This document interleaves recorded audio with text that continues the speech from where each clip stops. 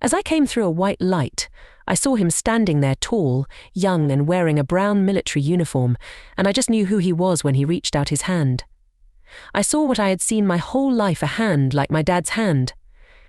As I went to hug him, I was overcome with a deep sorrow, and I just cried a deep cry that I know I have never felt before.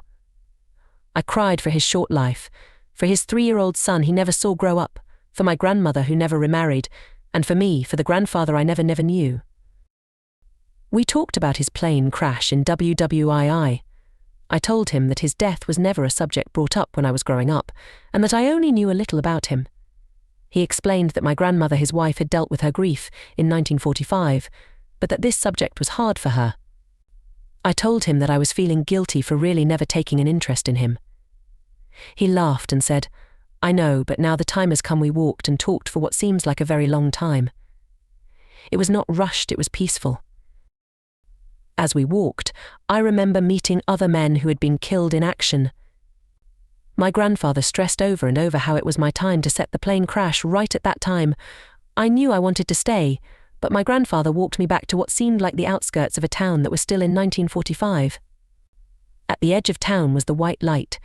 At that moment I felt a deep sadness for leaving him.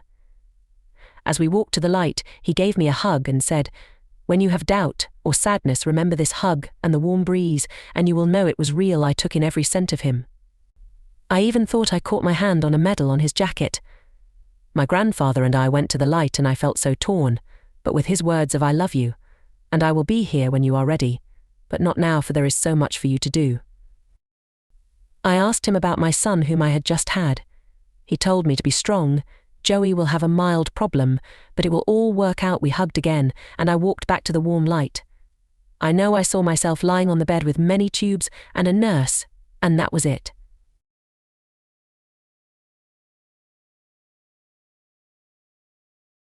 I received a phone call at work from one of my employees asking when I would be home.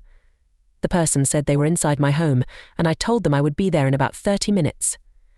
The person said, "Don't be wearing your glasses when you get here." From that statement, I knew what to expect when I got home. I am 5 feet 6 inches tall and weigh 140 pounds. The person who was at my house was 6 feet 1 inch tall and weighed 190 pounds. The person was very drunk and jealous that he had not received a promotion from me. He had decided to quit his job and beat me up at the same time. I was yanked from my pickup truck. He reached across the toolboxes and choked me behind the cab. I managed to pry his hands from my neck and shove him away, and he ran towards me, striking me in the face. I grabbed him around the torso, pinning his arms to his sides, and had thoughts of taking him to the ground. I could not get leverage to throw him down, so I got a lower grasp on him around the legs and buttocks. When I picked him up, I started stumbling backwards and caught the heel of my boot on the edge of the sidewalk. I fell over backwards, landing on the back of my head, and he landed on top of me. I felt a terrible crunch in my neck and lost consciousness. My experience started here. I felt I was alone in darkness and very conscious of myself in this darkness. I saw a dot of light, no bigger than a match head. The dot of light began to grow slowly, and when it reached about the size of a baseball, I started realizing that the light was not really getting bigger. I was actually moving towards it.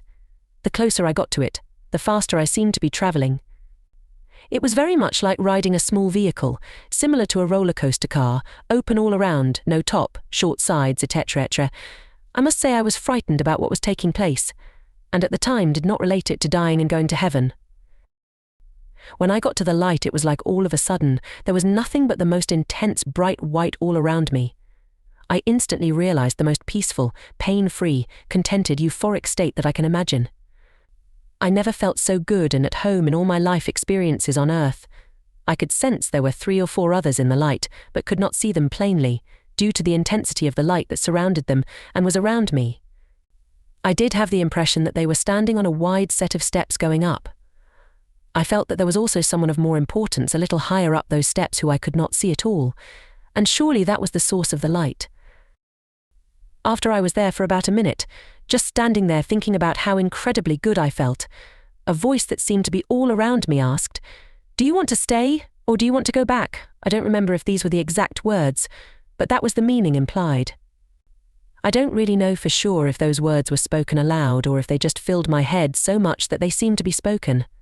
I knew I had to make a decision, and it was not easy to decide. I have 2 daughters who were 8 and 12 years old at the time, and even though I wanted to stay, I answered either to myself or aloud that I needed to go back for them. In an instant I was travelling through darkness, just the reverse of the way I went. There was a small light that got bigger as I got closer to it. When I arrived, there I was lying on my back in the backyard looking at the blue sky. I felt great and didn't think of anything except where I had just came from.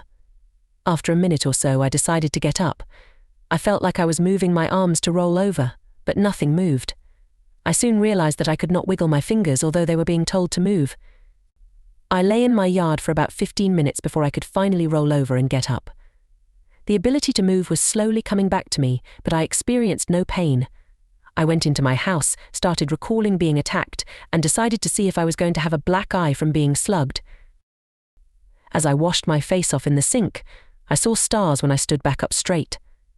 I also noticed that my shirt was ripped about halfway off and I had some very distinct imprints of the attacker's tennis shoe in my forehead and face. He had also pounded on my stomach and chest and left them red and scraped. After a few minutes, a car pulled into my driveway rather hurriedly.